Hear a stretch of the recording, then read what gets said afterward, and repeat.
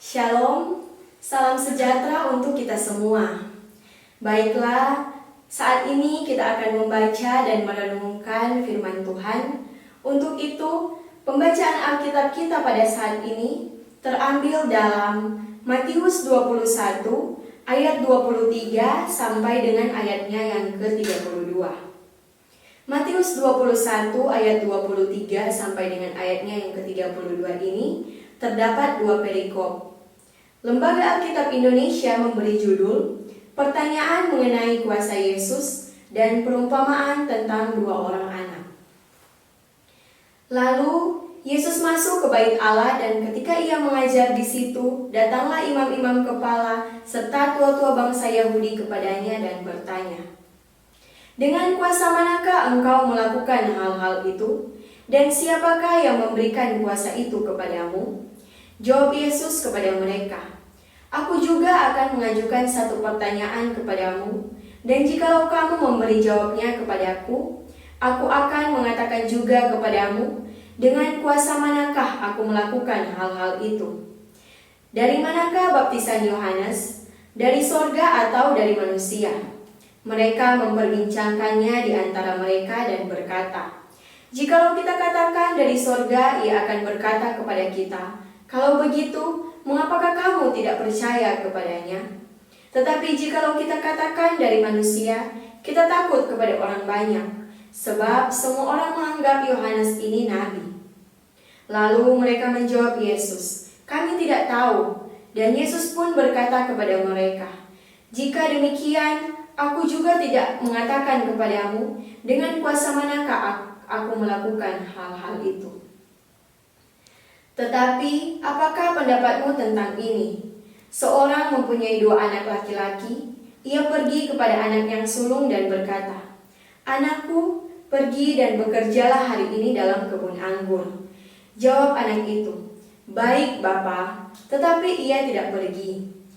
Lalu orang itu pergi kepada anak yang kedua dan berkata demikian juga. Dan anak itu menjawab, 'Aku tidak mau.' Tetapi kemudian ia menyesal lalu pergi juga. Siapakah di antara kedua orang itu yang melakukan kehendak ayahnya? Jawab mereka, 'Yang terakhir.' Kata Yesus kepada mereka, 'Aku berkata kepadamu, sesungguhnya pemungut-pemungut cukai dan perempuan-perempuan sundal akan mendahului kamu masuk ke dalam kerajaan Allah. Sebab Yohanes datang untuk menunjukkan jalan kebenaran kepadamu, dan kamu tidak percaya kepadanya. Tetapi pemungut-pemungut cukai dan perempuan-perempuan sundal percaya kepadanya. Dan meskipun kamu melihatnya, tetapi kemudian kamu tidak menyesal, dan kamu tidak juga percaya kepadanya." Demikian pembacaan Alkitab kita. Terpujilah Kristus. Jemaat yang saya kasihi dalam Tuhan kita Yesus Kristus, tema renungan kita pada saat ini adalah milikilah pikiran dan perasaan seperti Kristus.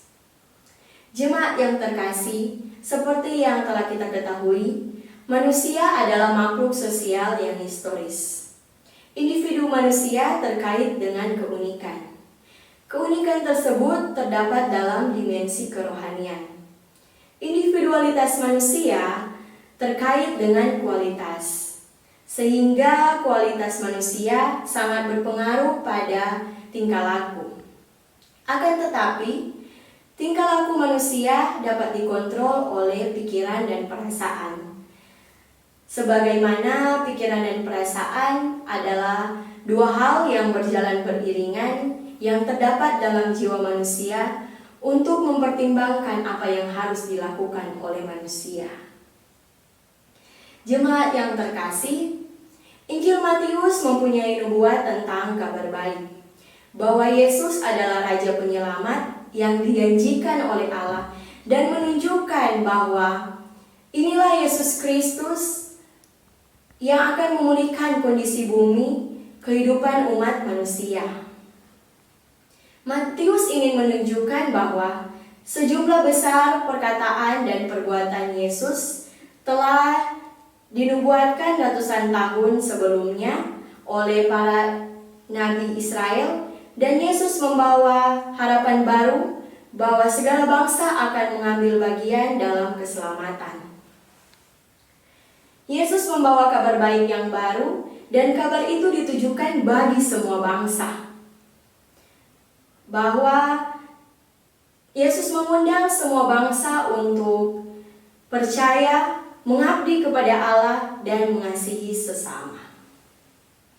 Jemaat yang terkasih, Matius 21 ayat 23 sampai dengan ayatnya yang ke-32 ini memiliki dua perikop yang menceritakan tentang Yesus yang sedang melakukan pengajaran di Bait Allah. Akan tetapi, tidak diterima oleh imam-imam kepala serta tua-tua bangsa Yahudi. Mereka mencela dan ingin menjatuhkan Yesus dengan mengajukan pertanyaan, "Dari manakah kuasanya?" Namun Yesus hanya menanggapi dengan bijak dan mengajukan pertanyaan tentang baptisan Yohanes. Berbicara mengenai Yohanes, Yohanes adalah seorang yang diutus Allah untuk menyediakan jalan bagi Tuhan. Maka ia tampil sebagai pengkhotbah di padang gurun untuk menyerukan pertobatan dan memberitakan kabar baik bagi semua orang. Ia mewartakan baptis tobat untuk pengampunan dosa sebagai persiapan akan datangnya kerajaan Allah. Namun, masih banyak orang yang tidak percaya kepadanya, termasuk imam-imam kepala serta tua-tua bangsa Yahudi. Padahal mereka adalah pemimpin agama atau orang-orang yang hidup dalam keagamaan. Kemudian Yesus melanjutkan dengan perumpamaan tentang seorang ayah yang mempunyai 2 orang anak, yang terdapat dalam ayatnya yang ke-28 sampai 30. Bisa kita lihat, Yesus ingin agar mereka mengerti apa yang dimaksudnya, serta memahami dari manakah kuasanya. Akan tetapi mereka tetap tidak percaya, dan mereka pun tidak menyesali perbuatannya.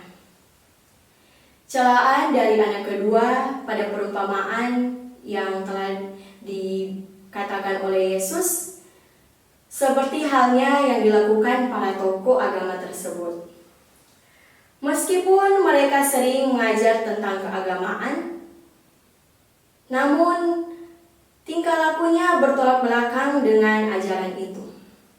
Mereka seakan tidak takut kepada Allah dan mempermainkan kekudusan Allah. Yesus menyatakan bahwa lebih baik orang berdosa seperti perempuan-perempuan sundal atau pemungut-pemungut cukai itu, namun mereka mau menyesali perbuatannya dan bertobat serta melakukan kehendak Bapa, daripada orang yang mengaku percaya kepada Bapa, namun tidak melakukan perintah-perintahnya. Allah menghendaki kita untuk melakukan kehendak-Nya, bukan hanya orang yang mengaku beragama.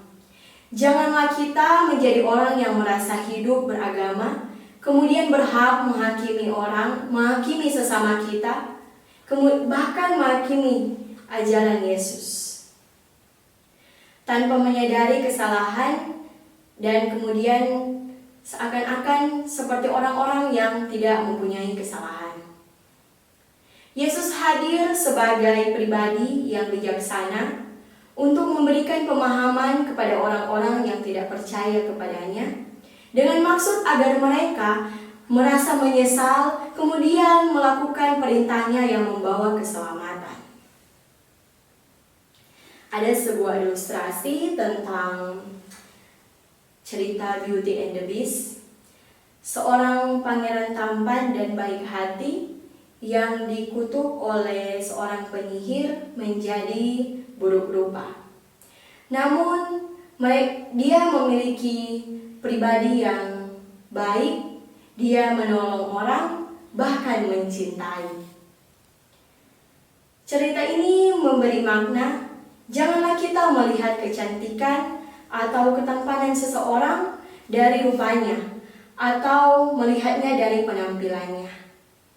Kebaikan adalah nilai rupawan. Itu merupakan nilai yang sejati. Banyak yang tidak sadar akan hal tersebut, karena itu hanya terlihat dari dalam hati pribadi masing-masing.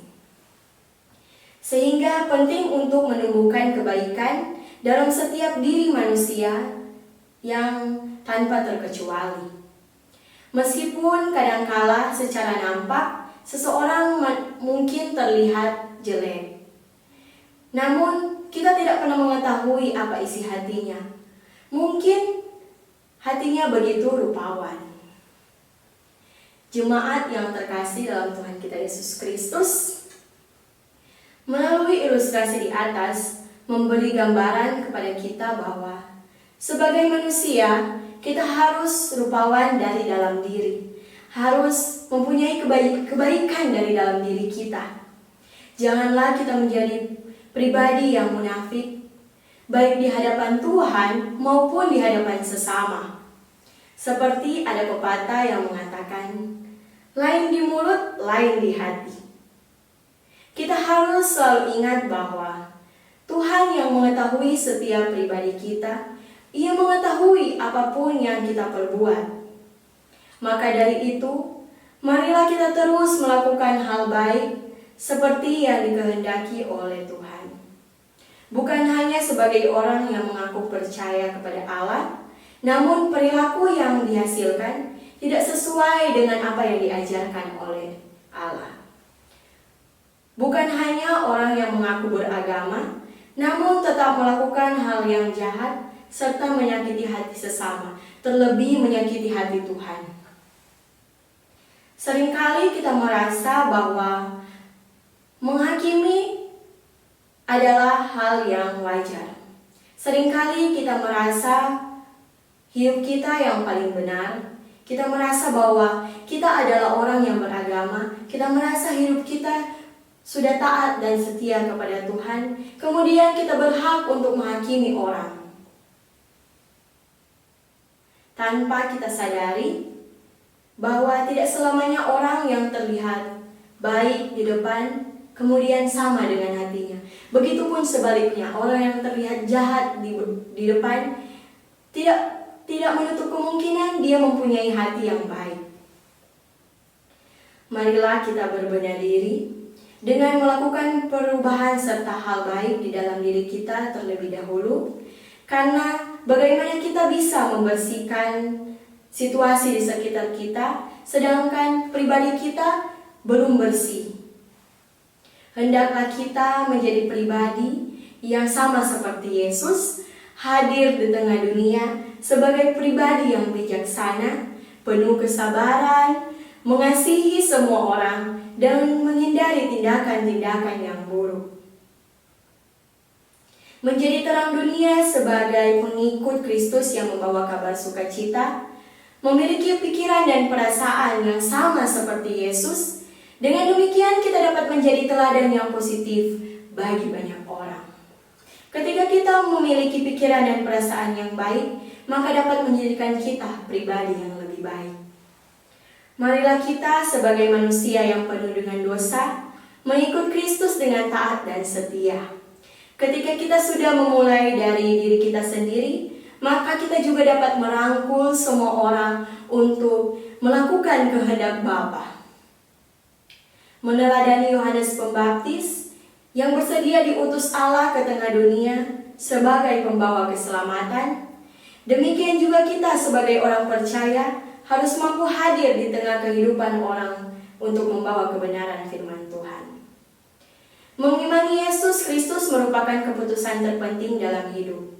Karena itu pastikan bahwa kesetiaan kita hanya untuk Dia. Iman yang menyelamatkan haruslah disertai dengan perubahan yang nyata. Hidup dengan dibaharui menerima pertobatan untuk mewujudkan segala tindakan-tindakan yang baik dan berkenan kepadanya. Amin.